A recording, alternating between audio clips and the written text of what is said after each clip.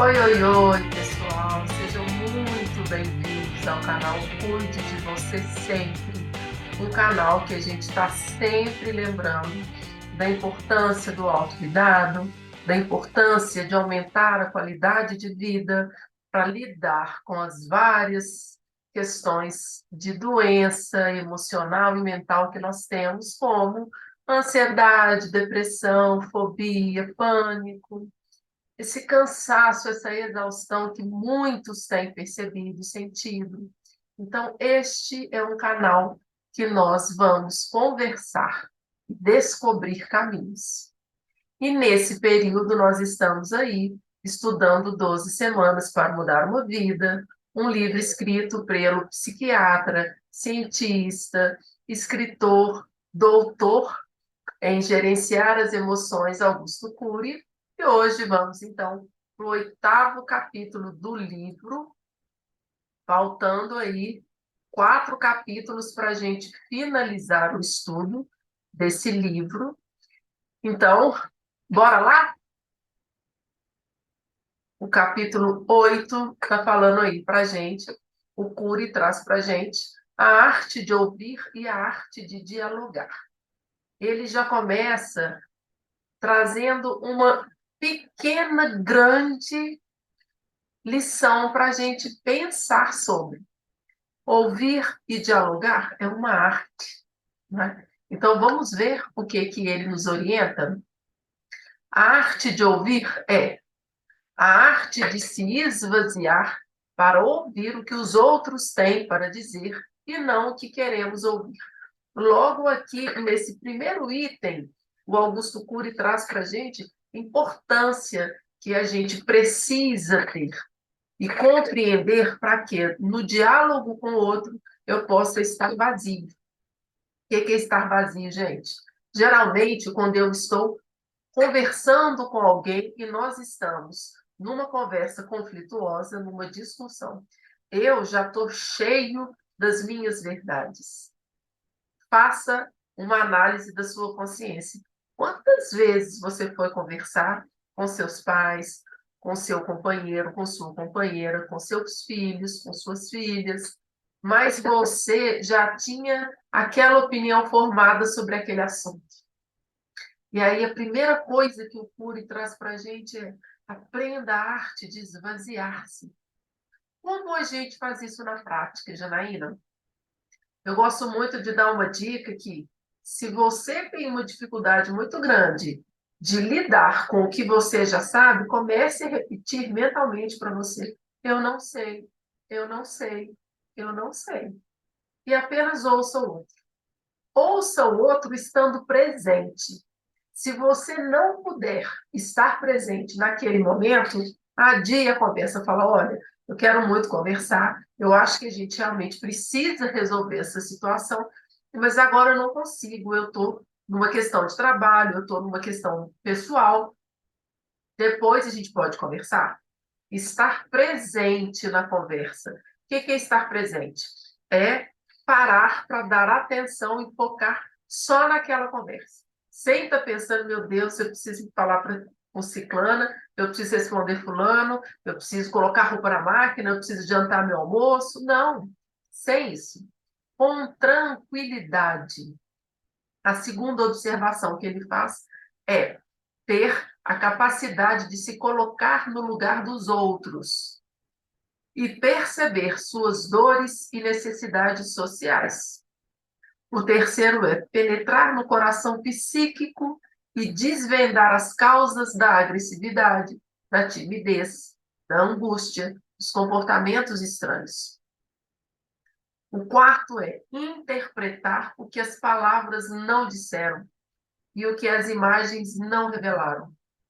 O quinto é ter a sensibilidade para respeitar as lágrimas visíveis e perceber as que nunca foram choradas. Aí ele coloca: a arte de dialogar é a arte de falar de si mesmo, a arte de trocar experiência, a arte de revelar os segredos do coração, a arte de ser transparente, não de simular sentimentos e intenções, a arte de não ter vergonha das suas falhas, nem dos medos e nem dos seus fracassos. É respeitar os limites e os conflitos dos outros, não dar respostas superficiais. O diálogo interpessoal que cruza os mundos psíquicos e implode a solidão. Quero pontuar sobre algumas coisas desses itens que a gente leu aqui. Na arte de ouvir e na arte de dialogar, se a gente for fazer uma analogia, o Augusto Cury trabalha muito com a comunicação não violenta. O que é a comunicação não violenta? A comunicação não violenta é aquela comunicação que eu estou visando 3 elementos principais: a assertividade, a afetividade e a eficácia. Então, eu estou mirando e aprendendo a desenvolver uma conversa que seja assertiva. O que é assertiva, gente? Eu não vou ficar dando 50 voltas no universo para falar.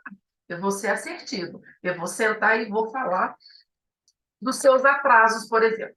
Eu vou sentar e falar: olha, Maria, José, eu estou ficando muito incomodado com seus atrasos. Aí eu vou procurar uma forma afetiva de falar isso. O que é uma forma afetiva? Eu não vou falar irritada, eu não vou falar com raiva, eu não vou falar com um tom acima. E eu não vou deixar essa conversa descambar para outro caminho que não seja resolver a questão do horário. E aí eu estou mirando ser eficaz nessa conversa, não é? Bom, e numa conversa que eu estou mirando assertividade, afetividade e eficácia, eu estou falando de mim.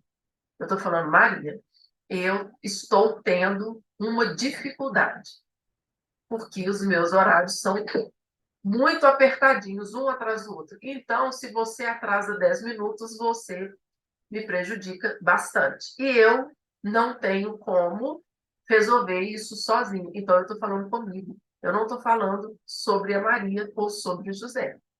Ok? Revelar os segredos do coração.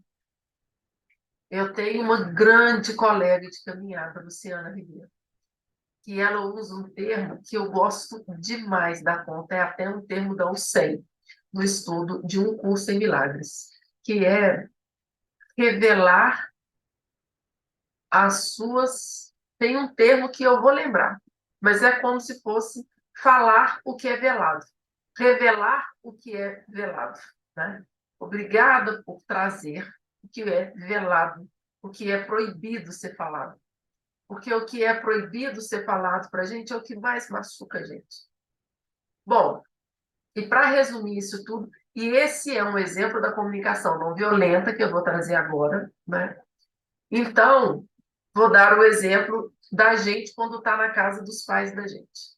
Está na casa da sua mãe. Sua mãe deu aquele faxinão. Né? Se você é mãe, você deu aquele faxinão.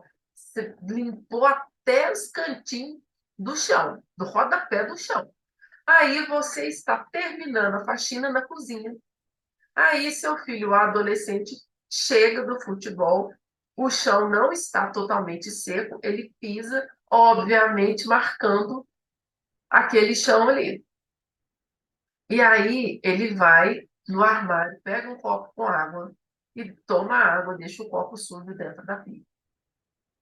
Aí sua mãe fala: meu Deus do céu, eu virei escrava de vocês.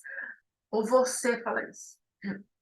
Você não está falando do copo de água que aquele adolescente pegou e deixou na pia, ou que aquele marido pegou e deixou na pia. Não é isso?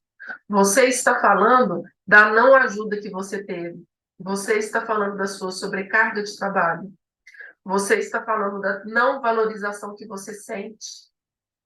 Então, como eu poderia, Janaína, fazer isso diferente? Bom, primeiro, eu poderia falar: meu filho, meu marido, poxa, eu estou limpando essa casa o dia todo. Você nem percebeu que o chão está molhado. Você viu que o chão está molhado? E que quando você pisar, você vai marcar o chão? Aí vocês vão me responder assim: nossa, Jana, mas poxa vida, eu já tenho que lidar com tanta coisa. Eu vou ter que ainda falar num tom assim? não tem que, gente, lembra que a gente não usa 3 palavrinhas aqui? Tenho, preciso e devo. Eu não tenho que, mas eu posso olhar e escolher o que vai ser melhor para todo mundo. E se eu percebo que a minha forma de me comunicar não está sendo eficaz, não está sendo afetiva e não está sendo assertiva, ora, a questão é comigo. Então, não tem que, mas esse é um convite para você repensar a sua forma da arte de ouvir e de dialogar, ok? Então, a dica é: vou voltar a lâmina para a gente. Eu vou me esvaziar. Se eu não conseguir, eu vou repetir mentalmente quando o outro vier falar comigo. Eu não sei, eu não sei, eu não sei, eu não sei. Eu vou estar presente naquela conversa. Eu vou falar de mim naquela conversa. Eu não vou desviar do assunto. Eu vou ter uma conversa curta, objetiva e afetiva. E aí eu vou começar a perceber o resultado que isso tem na minha vida prática, ok? Bom, e aí ele começa trazendo para a gente uma reflexão sobre a relação conjugal. Todos os capítulos do livro, obviamente, compensam muito a gente ler, mas este capítulo, gente, especificamente, o Augusto Cury está falando de coisas tão importantes aqui. Ele é um capítulo tão gostoso da gente ler, da gente ouvir. Então, se não dá para ler, se não tem tempo, põe o audiobook. Eu deixo os links aqui do audiobook. Ouça o capítulo. Você está fazendo almoço, você está ouvindo. Você está indo para o trabalho, você está ouvindo. De noite, em vez de assistir o seu capítulo da novela, ouça o audiobook. Vai ser o intervalo da novela, né?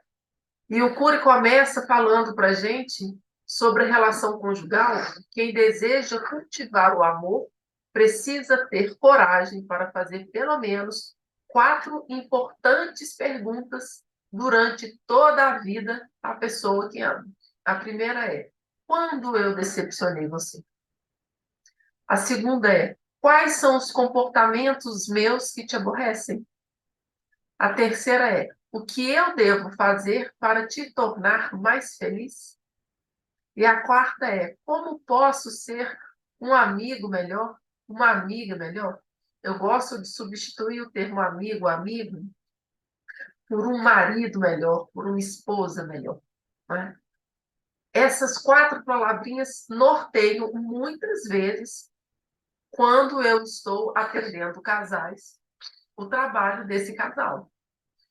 Porque aí a gente vai lidar com as 4 perguntas e lidar com os gatilhos que disparam o oposto dessas perguntas. Quando o Cury começa falando sobre relação conjugal, ele está partindo do pressuposto de que nós somos espelhos para os nossos filhos, não é isso? A forma como nós nos relacionamos no nosso casamento vai ser modelo para os nossos filhos se relacionarem nos relacionamentos futuros deles. E é tão importante a gente estabelecer isso entre casal. Sabe, gente? A gente, primeiro, é um indivíduo.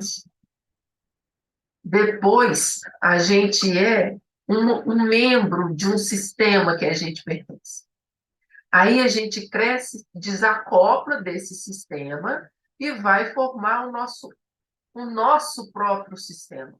E aí a gente conhece uma pessoa. O casal vem antes dos filhos. É tão importante a gente saber preservar a nossa relação de casal.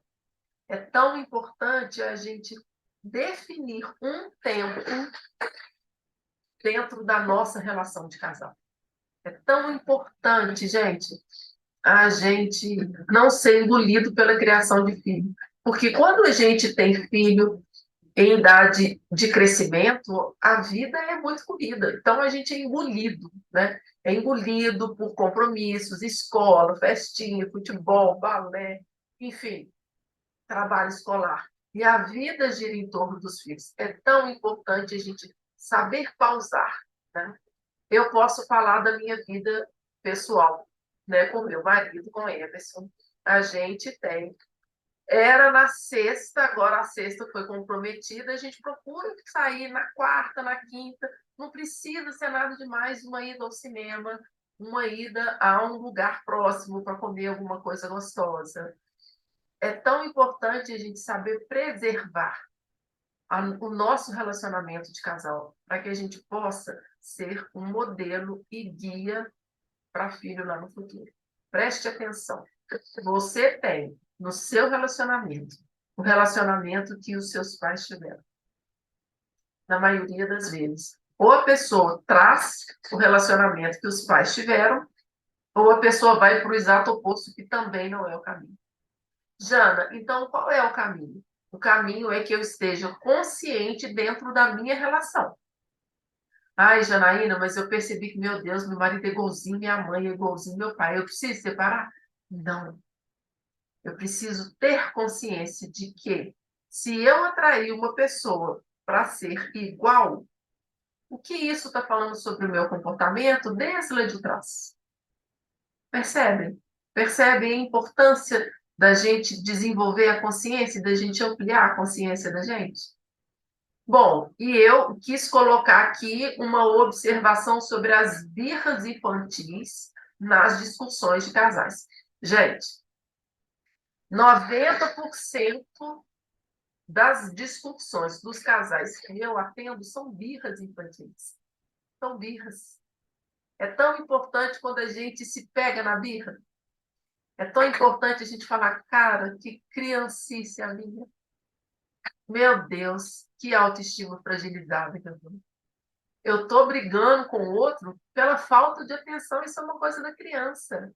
É tão importante a gente compreender a nós mesmos dentro de uma relação a dois, né? Então, as birras infantis nas discussões precisam e devem, olha aí as palavrinhas entrando, mas aqui entrando de uma forma assertiva, né, e eficaz, serem controladas, cada um com a sua criança interna no seu colinho. E aí uma dica que eu dou aqui é, nossa, Janaína, eu tô rindo porque ontem eu atendi uma pessoa e ela trouxe exatamente isso.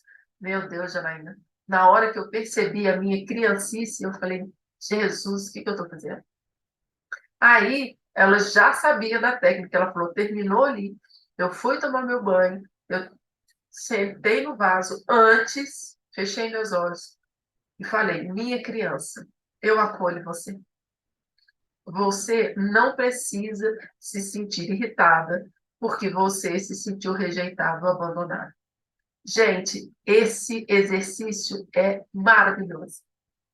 Precisa fazer para a gente falar: nossa, se eu fecho os meus olhos e tomo consciência daquele momento e acolho minha criança, eu mudo toda uma relação ao meu redor. Então, quando você perceber a birra da sua criança, não ignore. Não coloque ela de castigo. Não coloque ela do lado. Traga ela no seu colo e acolha a sua criança. Porque se a gente não acolher a nossa criança interna, ela vai gritar, ela vai fazer birra, ela vai sapatear. E isso é uma coisa que não está da nossa alçada, né? De impedir que ela se manifeste, mas está ao nosso alcance acolher e contornar e consolar essa criança birrenta que habita dentro de todos nós as temos. Bom, e aí ele vai chamar a atenção para a relação entre pais e filhos. E aí o Cury gosta muito de trazer esse papel dos pais enquanto professores dos próprios filhos, o que eu acho maravilhoso, né? Juntando o conceito do Augusto Cury com o conceito do Rossandro Klinger, o Rossandro fala que nós temos dificuldades para educar os nossos filhos hoje porque nós queremos ser amados pelos nossos filhos. E isso é uma grande ciladia, e é mesmo, gente. A gente só consegue dimensionar o tamanho do papai e da mamãe quando a gente tem uma capacidade intelectual e cognitiva para isso, e a criança não tem. A criança quer o mundo dos desejos. Se nós abrirmos mão do nosso papel de educarmos e de direcionarmos essa criança simplesmente para essa criança amar a gente, nós estamos perdendo uma oportunidade de fazermos sujeitos equilibrados e saudáveis para o mundo. Porque filho não é de pai e mãe, filho é do mundo. Não tenha medo se o seu filho falar, ai, mãe, nossa, que saco, tem que comer verdura toda semana. Tem que comer verdura todos os dias. Ai, mãe, nossa, mas meu coleguinha leva bombom para a escola quarta-feira. Pois é, mas você não é o seu coleguinha, não é? E aqui em casa, a sobremesa é liberada no final de semana. Não tenham medo dessa criança não olhar para você agora com amor, porque lá na frente ela vai entender tudo o que você fez. E ela vai poder olhar e falar: nossa, que bom que eu tive uma mãe que me lembrou que tudo é moderado. E aí ele coloca: não seja um educador que critica os erros dos jovens, que aponta a ansiedade deles e faz prolongados discursos de que eles não valorizam, não reconhecem o quanto você se desgasta por eles. Pais e professores no mundo todo fazem isso sem resultado. Façam diferença. Recorde-se do fenômeno RAM, registro automático da memória.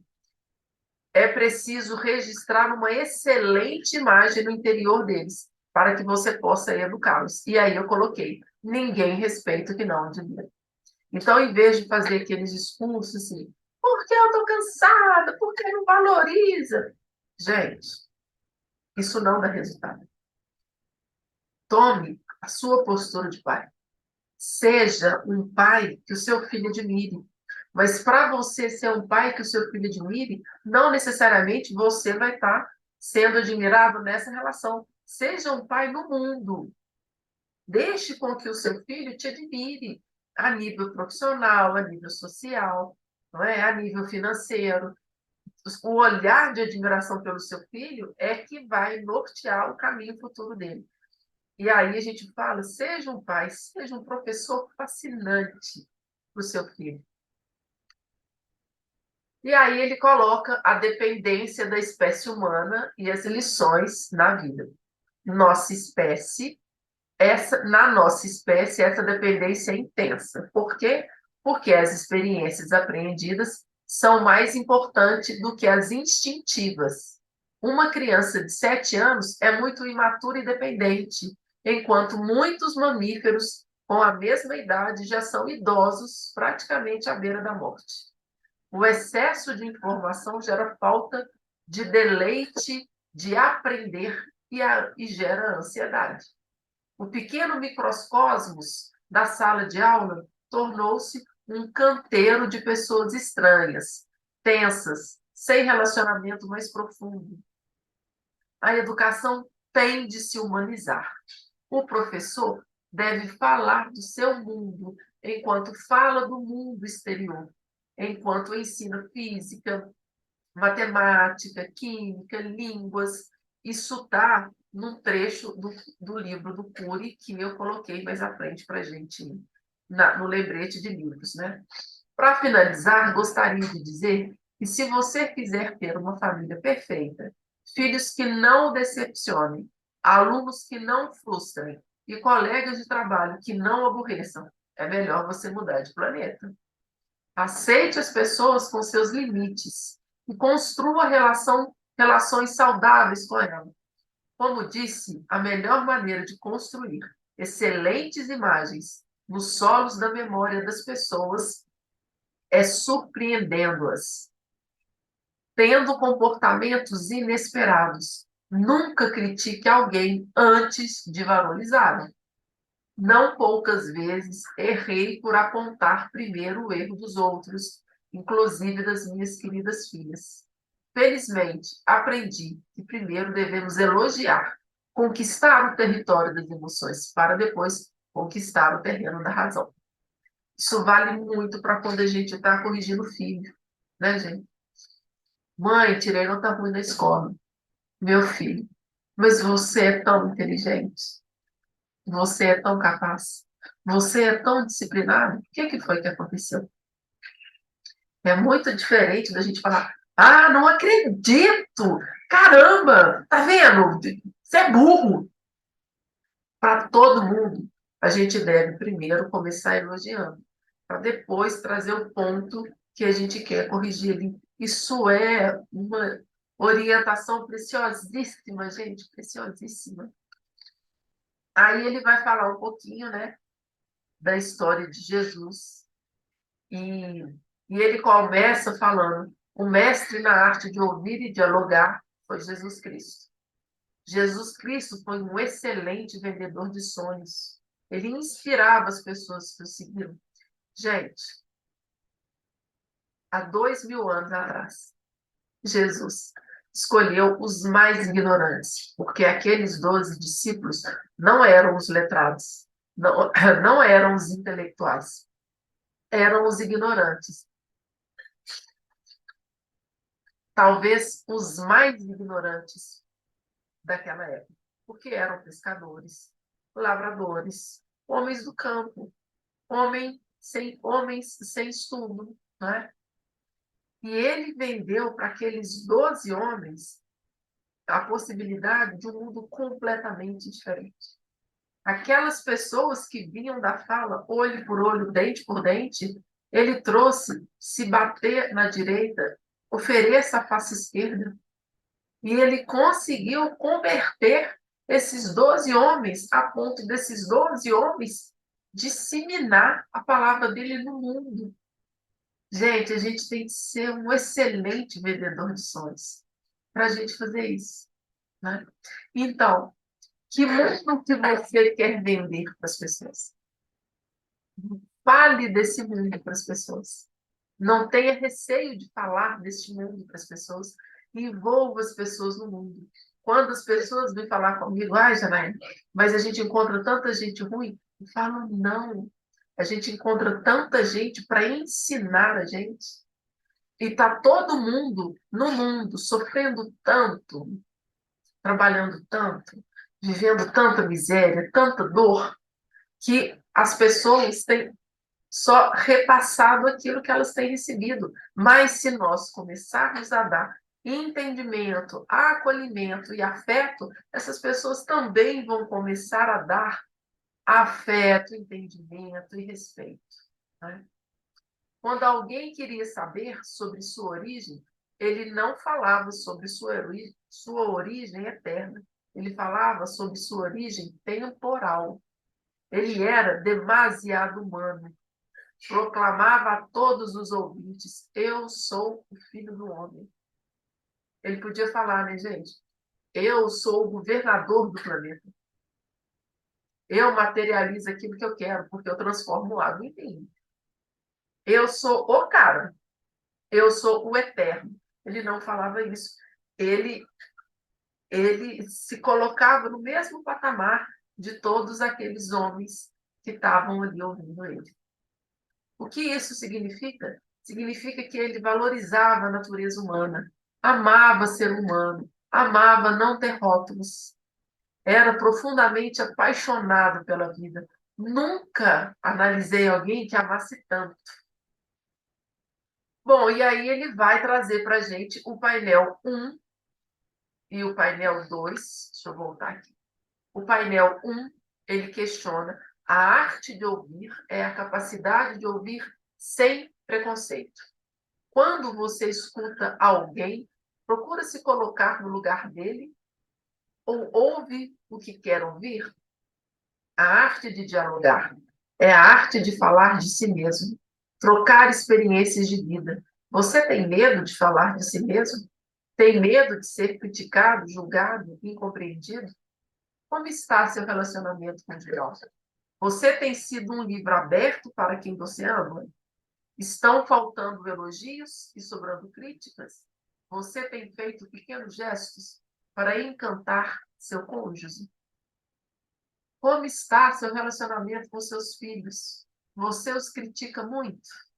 Tem cruzado sua história com a deles? Tem parado para ouvi-los? Conhecer seus sonhos, seus temores, suas angústias? Eles o conhecem? Conhecem suas metas, sucesso, fracassos, lágrimas. O mestre dos mestres não tinha vergonha de falar de si mesmo. Não tinha medo das suas angústias. Existe alguma dor emocional ou conflito sobre o qual você gostaria de falar e não tem conseguido? Quero trazer um exemplo pessoal. Quando eu estou com muita raiva, eu falo com os meus filhos assim, agora não. Agora eu estou com muita raiva. Depois a gente conversa. Por favor, vá para o seu quarto. Eu não quero mostrar para eles que eu tenho que ser a que dá conta de tudo. Eu também tenho dia cheio. Eu também tenho raiva. Eu também tenho cansaço. Eu também tenho dias tristes. Tá? Não há um problema em a gente mostrar as nossas emoções para os nossos filhos. A questão está em a gente querer ser quem a gente não é. E ele vai para o painel 2 sugerindo: faça um relatório das características da lei da arte de ouvir e de dialogar, descritas no início desse capítulo que você precisa desenvolver. Faça um breve relatório de como está a qualidade, a qualidade da arte de ouvir e de dialogar. O painel 2, exercícios para a prática diária. Do diálogo com esses 6 grupos de pessoas mais próximas: pais, cônjuges, filhos, amigos, alunos, colegas de trabalho. Você daria de 0 a 10 a nota para cada grupo? Leve em consideração se você se conhece internamente, se trocam experiências e a frequência do diálogo. Desligue a TV e chame seus filhos, seu cônjuge ou quem você gosta para dialogar uma vez por semana. De vez em quando, saia apenas com o filho ou com seu cônjuge e dialogue abertamente com ele. A melhor maneira de levar as pessoas a se abrir é deixar nosso heroísmo e contar as nossas histórias. Surpreenda com pequenos gestos quem você ama. Perca o medo de chorar, de pedir desculpa, de dizer que ama, que precisa do outro. Treine-se colocar no lugar dos outros e compreender o que está por trás das suas reações, as causas de seus comportamentos. Ouça mais, julgue menos, entenda mais. Seja espontâneo, livre e transparente. Não gravite em torno do que os outros pensam e falam sobre você. Bom, e aí, na nossa caixinha do eu, o que você vai escolher colocar na sua caixinha para te lembrar da arte de ouvir e de dialogar? Talvez o que vai na minha caixinha, talvez não, o que vá na minha caixinha é uma playlist que tem uma música que se chama Me Curar de Mim, da Faina Ferro, que eu gosto muito de ouvir. Eu ouço ela com bastante frequência, porque ela me traz a minha humanidade com muita clareza. E aí, as sugestões de livro desse capítulo são os 2 livros que, para mim, são os 2 principais do curso, que é Pais Brilhantes, Professores Fascinantes e O Homem Mais Inteligente da História. Não deixe de deixar o seu joinha, de compartilhar esse link para que mais pessoas se beneficiem. Gente, quando a gente pede para você deixar e compartilhar, é porque o YouTube roda de acordo com o que vocês que estão assistindo gostam. Então, deixar o seu like, compartilhar o vídeo, é sinalizar para o YouTube: olha, isso aqui vale a pena ser mostrado para mais pessoas, ok? Bom, e no audiobook é o capítulo 23, 24 e 25 desse link que eu estou deixando aí descrito para vocês. Muito obrigado pela companhia. Um excelente trabalho. Aproveite tudo que esse capítulo maravilhoso oferece para a gente. Na outra semana, a gente está indo para o capítulo 9, faltando só 3 capítulos para fechar o livro. Até breve, a gente se vê por aí.